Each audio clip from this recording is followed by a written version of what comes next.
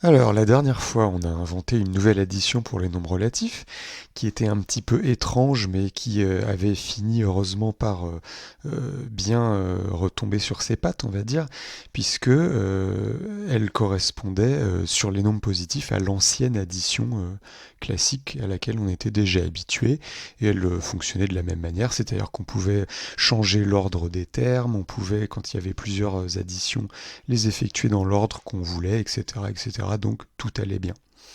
Alors dans cette vidéo, on attaque un autre aspect classique des nombres. Hein. Quand on pense aux nombres, d'ailleurs souvent on commence en fait par ça plutôt que par l'addition, c'est comment les classer, les comparer entre eux. Alors grand 5, comparer des nombres relatifs, et on va tout de suite montrer que, encore une fois, c'est étrange. Et oui, c'est étrange les nombres relatifs. Alors j'ai pris trois exemples. 3 et 6, moins 3 et moins 6, et enfin 3 et moins 6. Alors le 3 et le 6 qui sont des nombres positifs, on n'est pas spécialement surpris ou mal à l'aise. Hein. On va évidemment dire que 3 est plus petit que 6. Et puis, parce que sinon, évidemment, si les anciennes règles de comparaison sur les nombres classiques s'écroulaient, ce serait la catastrophe. On ne veut surtout pas ça. Donc pour ce cas-là, on n'a pas de problème à comparer deux nombres positifs. Par contre, moins 3 et moins 6, lequel est le plus grand, lequel est le plus petit? Là, on peut hésiter. Bah oui, ce ne sont plus des quantités comme avant. Par exemple, je pèse 3 bananes ou 6 bananes au marché. Bon, bah oui, les 6 bananes vont sans doute être plus lourdes que les 3 bananes. Ça paraît évident. Là, on ne sait pas de quoi on parle avec ces moins 3 et moins 6. Donc, ce n'est pas du tout évident. On peut par exemple le symboliser comme ça. Et alors le 3 et le moins 6, c'est la même chose. En fait, dès qu'un nombre négatif est là, le comparer, c'est nouveau, c'est étrange et on n'a pas encore d'idée déjà faite sur la question.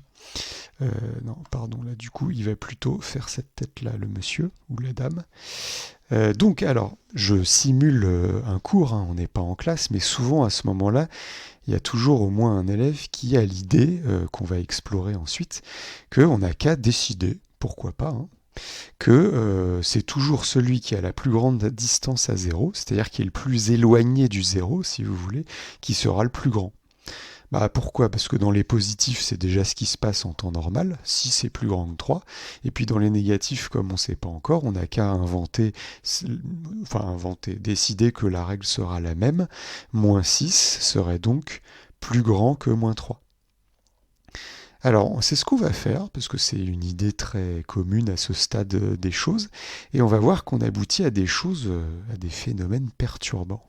Donc pour comprendre ça, on va repartir de quelque chose qu'on maîtrise déjà très bien sur les nombres classiques. Nous, on est habitué à l'idée qu'ajouter la même quantité à deux nombres dont l'un est plus petit que l'autre ne change pas le sens de l'inégalité.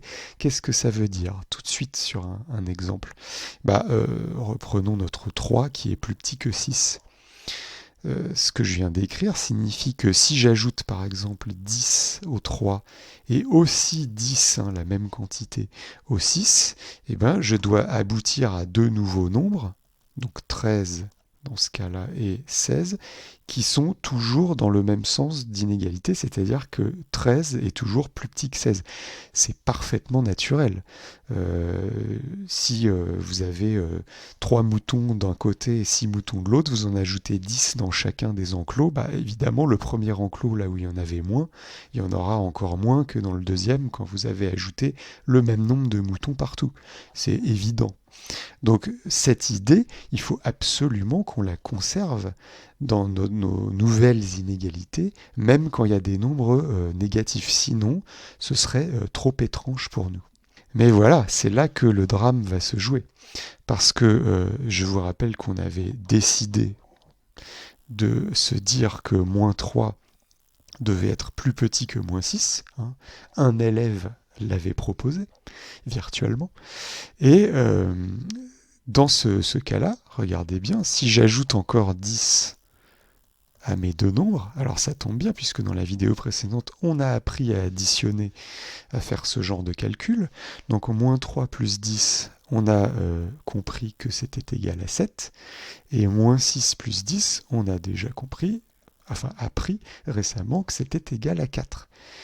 Et donc là, c'est le drame, parce qu'on serait en train d'affirmer que 7 serait plus petit que 4. Évidemment, c'est complètement faux. Et l'autre cas qu'on avait, c'est qu'on avait dit que du coup 3 serait plus petit que moins 6. Bah oui, moins 6 est plus éloigné, il est plus loin du 0 que 3. Sa distance à 0 est plus grande. Donc d'après ma règle imaginaire, je décide que c'est lui le plus grand. Bah, si je fais toujours la même addition, j'ajoute 10, et ben encore une fois, j'obtiens un 13 qui serait plus petit qu'un 4, et évidemment tout ça est affreux. Hein. Donc là, le personnage doit être bien entendu horrifié par ce qu'il voit. Et donc, bah, cette idée qui pouvait paraître bonne au départ, eh ben, ne l'est pas du tout, car elle violerait quelque chose qui est pour nous tellement naturel qu'on ne peut pas s'en passer. Alors la seule solution, c'est de décider le contraire. C'est-à-dire qu'il faut, la seule façon de s'en sortir, c'est qu'il faut, on n'a pas vraiment le choix, hein, que moins 3 soit plus grand que moins 6. Et aussi que 3 soit plus grand que moins 6. C'est-à-dire exactement le contraire de ce qu'on a vu juste au-dessus. Parce que, alors on vérifie rapidement, dans ce cas-là, tout va bien, regardez, si c'est le cas, eh bien à chaque fois, on obtient des calculs, alors on les a déjà faits, hein, voilà, qui, cette fois, ont les inégalités dans le bon sens, dans le sens qui nous arrange, qui convient à notre intuition. Donc là, le personnage est soulagé, disons. Voilà. Donc c'est ça qu'on va retenir comme solution. Pour comparer les nombres relatifs, ça va paraître peut-être un peu étrange au début, mais l'addition aussi avait paru étrange. On est obligé d'abandonner cette idée que c'est la plus grande valeur, la plus grande distance à 0 qui l'emporte. Donc quand on récapitule tous les cas qu'on a vus, l'ancien 3 est plus petit que 6, et puis ces deux nouveaux là, moins 3 doit être plus grand que moins 6, et 3 doit être plus grand que moins 6 aussi, on en vient à la règle suivante, donc mettez pause hein, si c'est allé un petit peu vite et réfléchissez bien, mais la règle qui va émerger de tout ça, c'est la suivante. Si deux nombres sont positifs, le plus petit est celui qui possède la plus petite distance à 0, ça c'est en fait comme d'habitude, c'est 3 qui est plus petit que 6. Si l'un est positif et l'autre négatif, eh ben le plus petit c'est forcément le négatif, tant pis pour la distance à 0. Nous c'était notre 3 qui était en fait plus grand que moins 6. Et enfin, s'ils sont tous les deux négatifs, eh ben le plus petit, c'est celui qui a la plus grande distance à 0, c'est-à-dire qu'il faut absolument que moins 6 soit plus petit que moins 3. C'est-à-dire que dans les négatifs, si vous voulez, c'est l'inverse de ce qui se passait avant dans les nombres positifs, c'est-à-dire dans les nombres normaux. Alors, quelques exemples d'application de cette règle. Donc 13 et 7, bon, bah là ils sont tous les deux positifs, 13 est plus grand que 7, c'est comme avant, tout va bien.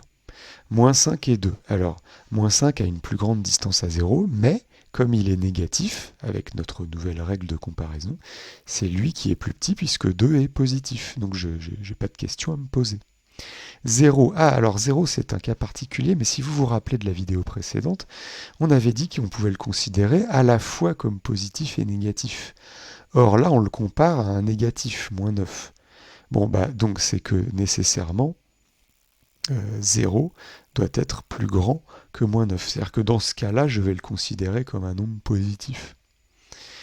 Et moins 10 et moins 12, alors moins 12 a une plus grande distance à 0, mais comme je suis dans le royaume, disons, des nombres négatifs, les deux sont négatifs, tout est inversé, c'est celui qui a la plus grande distance à 0 qui est en fait le plus petit.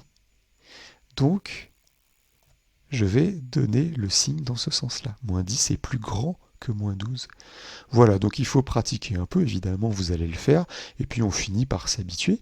Et il y a en fait une bonne nouvelle, c'est que cette nouvelle comparaison des nombres relatifs, en fait, va très très bien s'appliquer à nos exemples classiques. Rappelez-vous les bons vieux exemples classiques. Alors par exemple, on avait les températures et puis les étages. Regardez, d'après la nouvelle règle, moins 5 est plus petit que 2. 10 est plus grand que 7. et moins 15 est plus petit que moins 12. Et bien par rapport aux températures, ça s'explique très bien. Si vous traduisez plus petit que par plus froid et plus grand que par plus chaud. Alors c'est plus vraiment des maths, hein, on fait correspondre les mathématiques à la réalité, et dans cette interprétation, le signe plus petit que devient il fait plus froid que, et oui, à moins 5 degrés, il fait plus froid qu'à 2 degrés, et le signe plus grand que s'interprète par il fait plus chaud. 10 degrés, il fait plus chaud qu'à 7 degrés, et moins 15 degrés, il fait plus froid qu'à moins 12 degrés. On pourrait aussi dire qu'à moins 12, il fait plus chaud qu'à moins 15, mais bon, c'est clair qu'à moins 12, on n'a pas trop envie de dire qu'il fait chaud, mais c'est une comparaison. Pareil pour les étages. 10 est plus grand que 4. Alors d'après la nouvelle règle, moins 3 est plus petit que 1. Et ben ça s'interprète très bien par le plus grand que, c'est plus haut. On est plus haut dans l'immeuble. Et le plus petit que s'interprète évidemment par plus bas. On est plus bas au troisième sous-sol qu'au premier sous-sol. Donc tout va bien. De même pour l'argent et les dates. Alors pour l'argent, 15 est plus grand que moins 20 et moins 50 est plus petit que moins 10. Alors là c'est un petit peu plus étrange on pourrait dire, mais ça s'accepte quand même. Si on traduit plus petit que par moins avantageux, disons, il y a une sorte de jugement là-dedans, mais bon, on sera, je pense, tous d'accord qu'il est moins avantageux d'avoir moins 50 euros que moins 10 euros, puisque c'est une dette qui est plus importante. Et d'un autre côté, plus grand que, c'est plus avantageux que. Il est plus avantageux de posséder 15 euros que de devoir 20 euros à quelqu'un. Voilà, et pour les dates, eh ben, moins 200 avant ce que vous voulez, serait mathématiquement plus petit que 50 après qui vous voulez. De la même manière, 500 après qui vous voulez est plus grand mathématiquement que 47 après qui vous voulez ou ce que vous voulez. Eh bien, ça s'interprète bien si pour plus petit, vous pensez avant, tout simplement avant, ça s'est passé avant, et plus grand que, ça s'est passé après.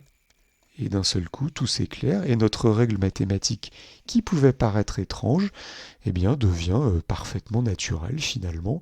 Et puis vous allez voir qu'avec de la pratique, on s'y habitue et tout ça ne pose plus aucun souci.